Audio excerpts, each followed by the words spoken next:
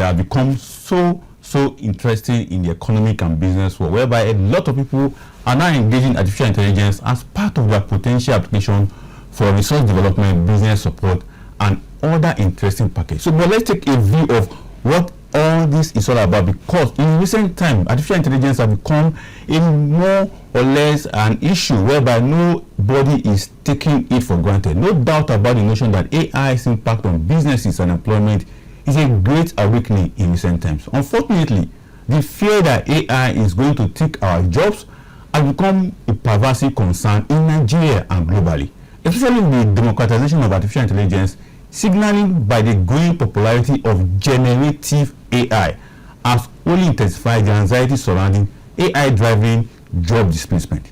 With this concern are not entirely unfounded. The prevailing narrative appeared to oversimplify the complex issue at play. For instance, because AI is also poised to significantly impact businesses and employment in the case of Nigeria, offering both opportunities and challenges. On the other hand, AI can also enhance efficiency and productivity across various sectors of the economy, potentially creating new jobs and opportunity. But the consequence of it is that we are faced with a rising concern about the AI, its ethical and professional usage, and other consequences of challenges that have become of AI concern. On the other hand, on AI on business and employment in today's global economy has become an emergent transformative force in the rapidly evolving business landscape, reshaping how businesses and companies are operating and competing with one another. Another is that the impact on job displacement is due to automation, particularly in a routine and low-skilled position. In the case of Nigeria, AI presents both opportunities and challenges for Nigerian business and workforce, but how are we going to address the challenge proactively? It's a question many are asking. What form of investment are we going to put in digital skills and education of our children and infrastructure? And moreover, how can we in Nigeria and Africa at large harness the transformative potentials of AI? And in regards to this, what steps can we take to use AI to drive economic growth, create new jobs, improve the life of our citizens, and prepare for greater productivity in terms of food? Joining me on the show today is Oreoluwa O, an entrepreneur and business strategist based in Accra, Ghana, who will be helping us to understand how has AI been. There's this phenomenon, there's this fear, there's this mystification about AI. Oreoluwa will be helping us to understand all this because has been using AI under magnificent digital generated idea across the world to power businesses and train people as a business strategist. You'll be joining me shortly on this particular discussion of today because AI is now an issue. What is the mystery around AI? Why are people afraid of AI? What is the understanding behind AI supporting businesses and making them to be more competitive? And again, what is the potential and application of AI across the world? And for Africa, how can we benefit from it? It has been said that by 2033, AI alone is going to generate no less than $70 trillion as an economic front. How can Nigeria and how can Africa benefit, tap from this big business coming from AI, that is artificial intelligence, that has been used? And also recently, Chinese governments are investing heavily in AI. Not to talk of the media that we had. The media space also been overtaking, but not overtaking roughly, but bringing genuine innovative idea on how media can operate. The banking sector, for instance, has been overrun by AI. Generative ideas is being used to power most of the transaction activities within the banking sector and financial sector area. What about technology, automation, and the rest? AI is taking its shape in every sector, from the several top sectors of the economy. Talking about the top 7 sectors of the economy: manufacturing, technology, derivation, production, agriculture, finance, transportation, to the subsectors that cut across the 7 sectors. AI is powering a lot of businesses. But the question that has been asked is that AI is displacing jobs. It's taking people out of jobs. Well, I need to understand that, and Oreoluwa will be joining me as we join Oreoluwa all the way from Ghana to help us understand some of these issues. A very good day to you, Mr. Oreoluwa.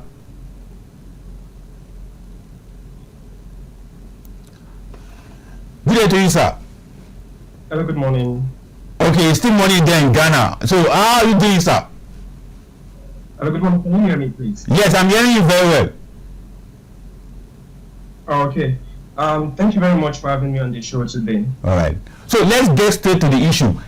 Oreoluwa, the first question anybody is asking right now is that, what is the fear about AI? Can you help us demystify this AI that many people are afraid of, particularly the workforce across Africa, that AI is here to take their jobs? Can you help us to understand the fear around it? Actually, the line seems to be breaking a bit, though. But you see, contrary to popular opinion, AI is actually much different from how people see it. And the truth is this: AI is not really taking anybody's job, if we look at it very well. As a matter of fact, AI is helping people who already have work and are sure of the work they do to stay efficient in it. Because if we are to be very realistic, in today's world, the average man needs about 2 or 3 jobs to survive, to be in place and in proper shape. And when you take the cures into consideration, how people stress themselves up and stuff like that, you get to see the fact that AI, which is literally artificial intelligence, is needed for efficiency. And the way it actually works is this: AI will not give you anything if you don't put something in. So a lot of people make a lot of mistakes along that line. For example, the actual fact is you need background knowledge, you need critical thinking. Otherwise, AI would not help you. It will rather expose you. That's how it works. And there is this myth in town where people say every other job is fading out, AI will take people's job. The next thing you have to go to is intellectual property because blah, blah, blah, copyright and stuff. Now, if we are to be honest, AI is not really stealing anybody's idea.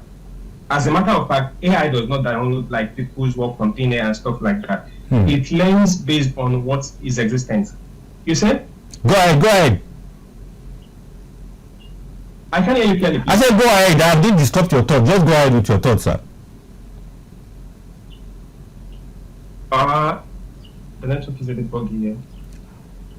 Can you please come again? What I'm saying is that go ahead with your thought. I didn't distort your thought. Continue with your submission.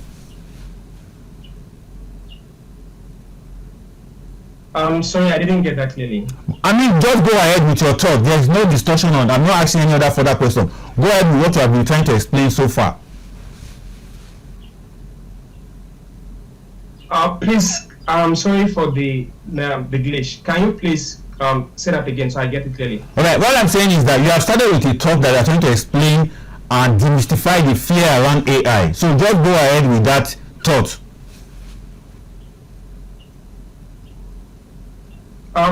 Okay, just a minute. Let me switch my network, then call back. All right, no problem. So go ahead and do that. So from what Olaleye is trying to explain to us in terms of demystifying the fear of AI, the first thing they establish is that AI is not taking anybody's job. Secondly, it is what has been existing that AI is just improving. For instance, for many of us that have been in the media industry, you have seen that AI enhance, the aspect of helping us to understand certain narrative around stories. Although what we normally have issue, particularly in the media world, is the aspect of graphic that has been bring up by AI. So it becomes something that a lot of people are concerned. In the financial sector, it is also been this demystification and fear that AI is being used robotically to ensure that transactions go on here and there. But on the other hand, it could also be fear that it could also disrupt financial transactions if the owners of those transactions, of the company who own those transactions, those outfits are not taking proper care of their system. Then in the area of military and engagement in military warfare, AI is also being used, particularly with drones that we are seeing flying here and there. So these are some of the issues that many people are raising in the regards of AI, that once AI is fully blown used across the world, there will be job displacement. But from Oreoluwa, it seems that we are beginning to understand that actually that AI is not taking anybody's job, but rather is coming to complement and comprehend and also support what we have been doing before.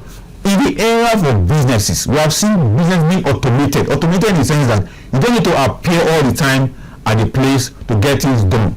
We have heard the issue of biometric engagement, whereby people take your biometric and begin to use it to carry out transactions and other things in making things very smoothly. And these are aspects of AI that is coming to use.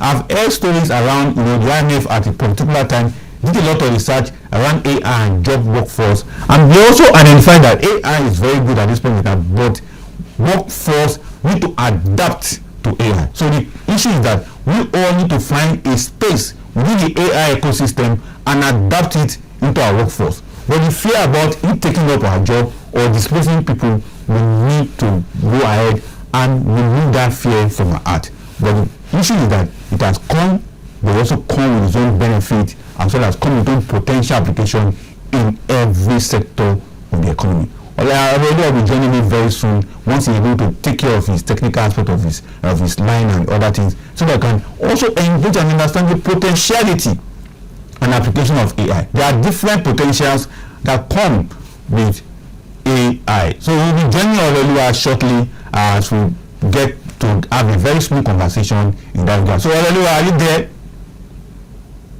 Yeah, I'm listening. All right, so okay, you are hearing me. I can hear you clear, not too clear, but I don't know if you can hear me clearly. I'm hearing you very clear from my side. Oh, you can hear me from your side? Yes, very well, clear and clean. Oh, okay. The only problem here is I'm not hearing you clearly. So, but I think it's okay. We can still manage a bit. Definitely. So let's go to the next issue: potentials and application of AI. Can you help us from your own understanding, your experience of it? Share with us potentials and application of AI. Okay, the potentials and application of AI. Yes, potentials and application. Okay, you see, the potential and the application is this. AI has a lot of potentials, like a whole lot. And the way it actually works, the reality of things is AI is indirectly giving people jobs. But the problem comes where you do not have a background knowledge. Like having a background knowledge is very, very crucial. It's something you can't underestimate. For example, something happened recently, like a few weeks ago, where an on-air presenter butchered the term, what's it called, cost per kilometer. Now, within a few hours, like second day, third day, the whole country went like ablaze, where people were making skits out of cost per kilometer. The next thing you hear, cost per kilometer, cost per kilometer, cost per, like it's literally made a mockery of that phrase itself. But when we take journalism in question, like an actual policy, how government works, terms like that are very, very essential. Now, the very person who used that term and butchered it like on air, he does not have the proper background to at least come up with something tangible. Somebody who has a proper background would have just like done a few research. Okay, how much does this cost here? How much does it cost in another place? What are the factors that come into place? How do this work? How do this work? Why should it be like this? Why should it not be like this? And ask questions based on that. Now, the average person will just maybe ask AI a question. AI puts out information, then they act on that. But when you have a background knowledge, you know how things work. You are like in the field itself. Even if you don't have that much time, AI now gives you like the resources to come up with tangible facts. For example, data sets in a certain region, data sets in a different region.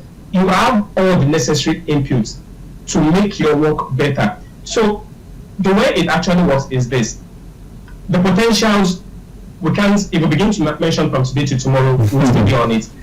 But the application is based on human knowledge, human intelligence. Artificial intelligence, as it's being called, is intelligence that is artificial. So for you to get good results, you must have a background knowledge that is natural. It's that natural instinct that will now bring the best out of artificial intelligence. So, for example, I do fashion designing, I sew clothes, and I use digital machines and stuff like that. But there is no, regardless of how sophisticated the machine can be, if you do not carry scissors, carry a probe, or sketch something down, You will not get any results.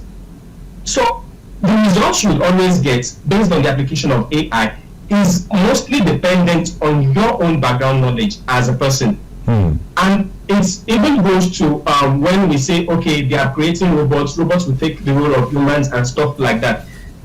Even if you program a robot to do certain tasks, even if you exceed the limits, like set an array of information, instructions, how it should act, how it should respond, there is still always going to be need for human intuition. And that human intuition, you can't kick it out. So for us to move forward as a society, we need to understand the certain place of artificial and the certain place of natural. Artificial is not bad, but the problem with artificial is when you are into artificial a lot and you don't have anything natural to back it up, it becomes a problem, it becomes a burden.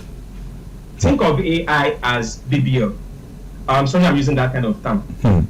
Does it mean those who go for it do not have something in place already? Fine, they have.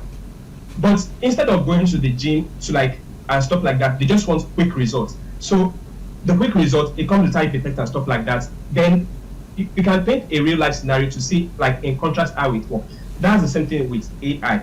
So AI is not bad. AI is not taking people's job. Instead, AI would create jobs. AI will make things look better. But then, regardless of how good AI can make things look, if you do not have the right inputs, if you do not put in the right effort, if you do not bring to board the proper information that is needed for it to like give you something in return, what you get is literally like a botched operation. Exactly. That's how it works. Actually, I really love your solution in that regard. I think you have laid off some fears that many have expressed in Nigeria and across Africa, that AI is going to lay off people from their job, the workforce is going to shrink as a result of AI. Kudos to your explanation, and kudos to someone like you who have been making use of AI through your fashion designing business. But let's take a good closer look at one of the potential benefit of AI has been expressed, that it's going to boost efficiency and enhance business decision making. What do you have to say about that? You as a businessman, how have you been able to use AI to boost your efficiency and enhance your decision making in your business dealing? Okay, you see, the thing with it is this. Like I said earlier on, in today's world, the average man, even if you are like Otedola's daughter, like there are examples for us to see. They have multiple degrees and stuff like that. They are doing multiple jobs. Now come and think of the common man from like a humble background. Every person literally needs more than one job today. Regardless of you being a business owner, an entrepreneur, a 9-to-5 kind of person, even if you work on commission basis, everybody in today's world literally need more than one source of income. At least 2 or 3. Now, AI and artificial intelligence, bringing in robots and stuff like that, it simplifies the process. The world is too stressed already. So when you have something that can take a little bit of the burden out, it makes life easier. It makes you even live longer. For example, I would take us back to like 50, 100 years ago, even if I wasn't born 100 years ago. You see, there was a time where the average home literally needs just the man to work and everybody will be fine. They would even be able to build a house. The woman literally stays home the whole of the day. And that man is not doing like 2-3 jobs. He's not even doing gigs on the side. He literally has just one job. But they are fine. That was then. Now, if you look at today's world, even if you do 2 jobs and you are not like reasonable, you are not careful, you don't have the financial literacy and stuff like that, you will think village people are after you, but nobody is after you in the real sense. So AI is there for you to like have more knowledge, simplify process, make things easier. With AI, for example, you can boost things up. It can give you ideas. Okay, we have to do this. Think of it as a personal assistant that is always by you, even at night. That's how it works. It gives you the ability, like the idea to know what to do next, how to do it, and when to do it. Even though it might not help you fully, it still gives you the right information that is needed. It suggests, depending on how you use it, it suggests things that could simplify the process. And if you're the type that has like sophisticated tools, it makes your work easier. But regardless of it making your work easier, it's not replacing anybody's job. And it doesn't mean you don't have to do anything. You definitely have to do something. And what you bring to the table determines what AI would give you. Exactly. Now, that's how it works. Before, another very interesting aspect of AI is that many people are saying that it reduces cost in this regard because a lot of companies are now engaged. Take it, for instance, our financial sector.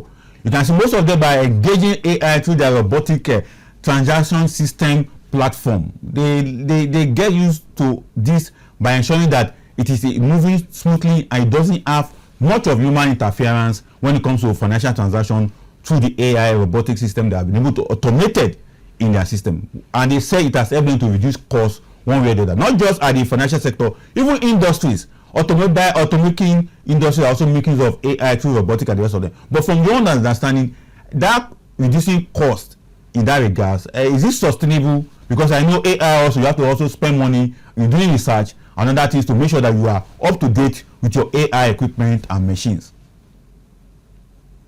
Okay, you see, one thing with AI is this. There is a lot of misconception. There's a lot of myths. Even in the financial space where people look like they tend to paint that picture that, oh no, AI is stealing jobs, AI is reducing cost exponentially and stuff like that. Indirectly, it's reducing cost and it's sustainable in a way. But it doesn't mean it's taking people's job out. It's even making life easier. I'll use GT Bank as an example here. If you go to certain GT Bank branches, like most of them, you can print your ATM card in within a minute outside by yourself without having to join a queue. Now, it has not only reduced the cost of operation of that very bank, it has reduced your own cost as a person. The time, because I believe time is money. Exactly. The time you would have used to join a queue, spend 1 hour there, that time could have made you something.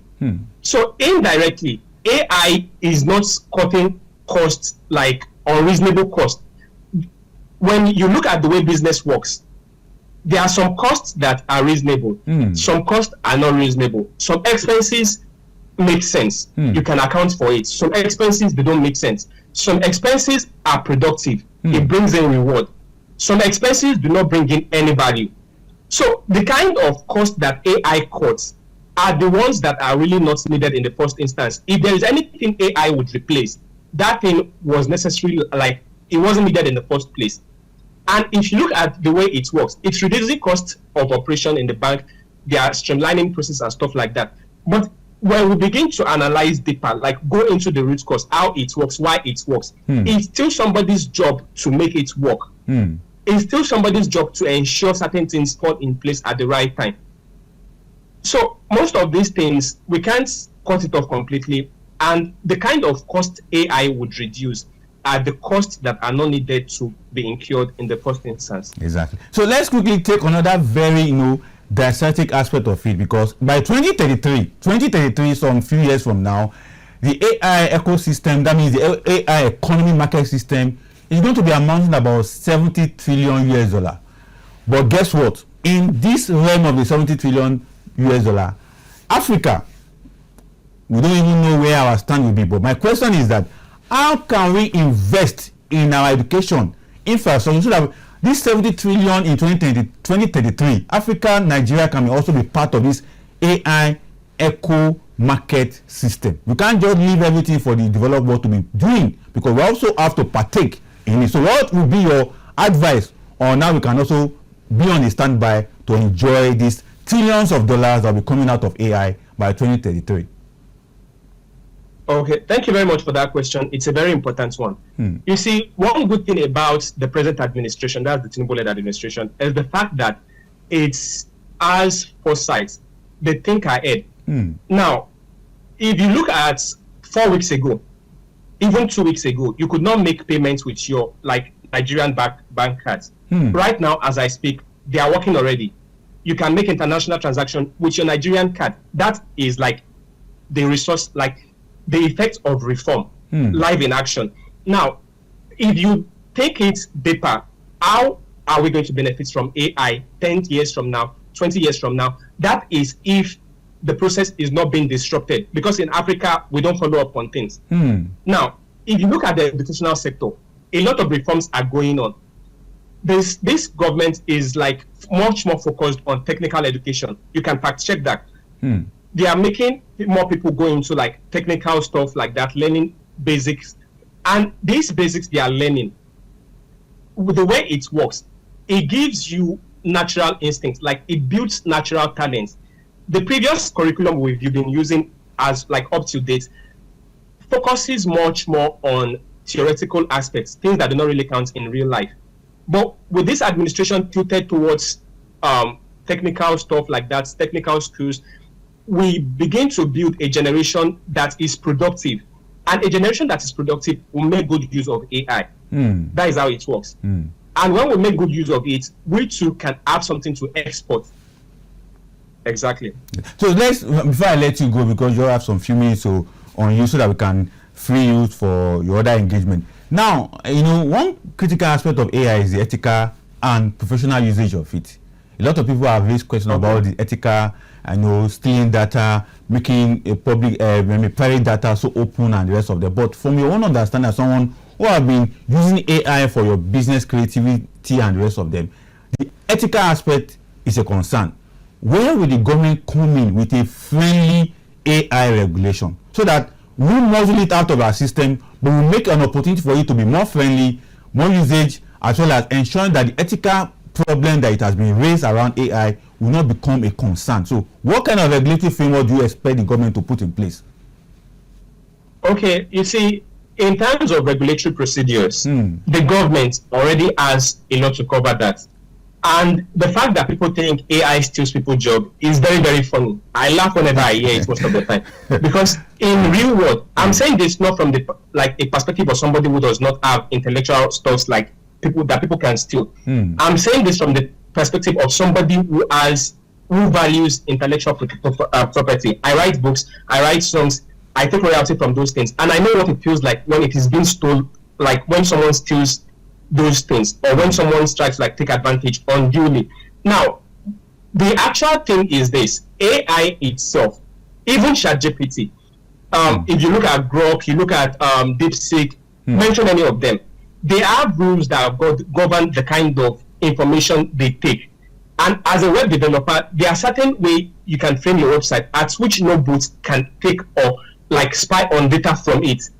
As a matter of fact, data that they use is literally being paid for in most cases. This is something you can fact check. They pay royalties when needed for certain information.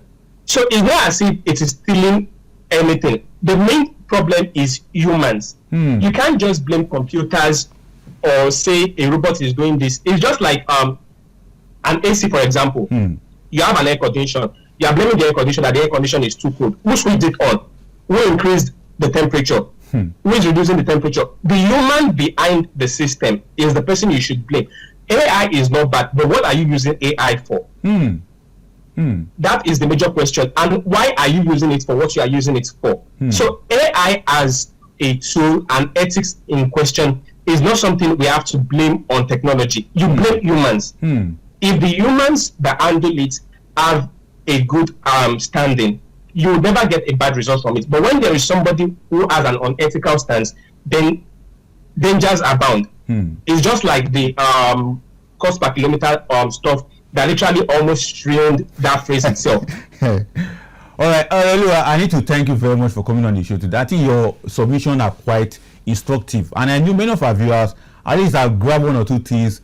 And the fear, I have to confess, the fear is huge, not just in Nigeria, not just in Abuja, but across Africa and other parts of the world. The fear that AI is displacing people, displacing jobs, taking people's job is quite there. The ethical issue is also very, very, raise a very big concern. But from you, who have been a user of it, who have been so particular about engaging with AI and the rest of it, I really want to appreciate you for coming on the show today. And thank you very much. It's a developing issue. We still have to bring you one of these days so that we can still continue our conversation in that regard. But thank you, and thank you for coming on the show today.